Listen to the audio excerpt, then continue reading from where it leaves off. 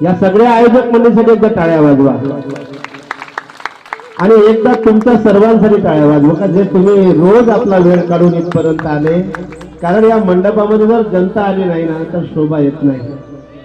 हे जे कार्य हे आमच्यासाठी नाही आहे, हे रोजचं प्रवचन किंवा हे भागवत कथा, रामायण, महाशिवपुराण, ग्रामगीतामय, हरिपाठ, वंदना, नमाज, प्रार्थना, हे जेवढे काही जे धर्माधर्माचे आपले आपले जे काही प्रार्थना आहे ना ते आपल्या एकट्यासाठी त्या स्वतःसाठी नाही आहे, त्या धर्मासाठी बी नाही आहे, ती मानवासाठी आहे।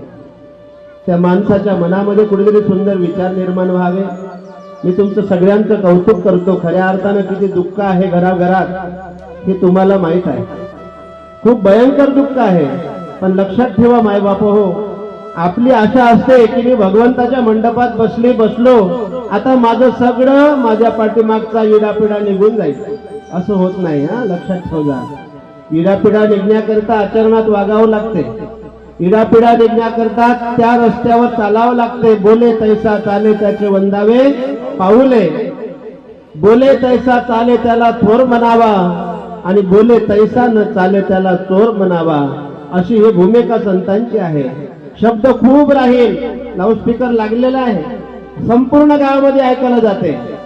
कधी कधी ज्याच्या घरातला जीव जातो, ज्याच्या घरातला एखादे माणूस जातो, स्त्री जाते, ते झळ मात्र त्यांनाच समजते। महाराजांनी सांगितलं, पाण्यातला मासा झोपे जाय कैसा, जावे त्यांच्या वंशा तेव्हा कळे। ज्याच्या घरावर ती परिस्थिती आली त्यालाच कळते। माझी सगळ्या सालोट हिरापूर ग्रामवासी मंडळींना, सर्व धर्म समभाव मित्र परिवारांना विनंती आहे,